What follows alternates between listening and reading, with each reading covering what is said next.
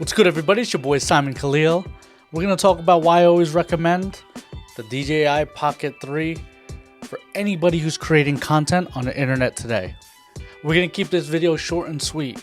Why do I recommend this camera for content creators? It's simple. There's really only a couple of reasons.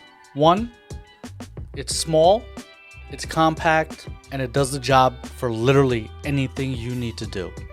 Now, I could sit here and recommend, because I'm a photographer and videographer, to tell you guys to go and buy a camera like this, when realistically, most content creators, that's not what they actually need.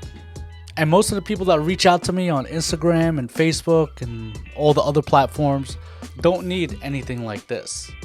So the past year, I've been using the DJI Pocket 3 for all behind the scenes, all vlogging, travel, anything you've guys seen on my Instagram or Facebook over the last year that has to do with non-client work or behind the scenes has probably come out of this. The reason why I recommend this and the creator combo specifically is because the size of it, yes, we already discussed, but the ease of use, the UI, and everything you need to make footage for either your YouTube channel or your Instagram.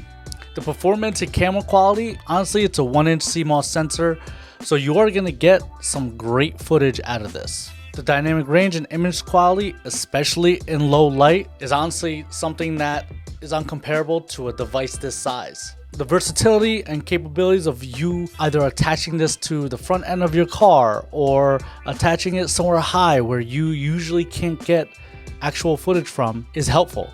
The rotating screen, whether you want to go vertical shooting or horizontal shooting, is very simple to use.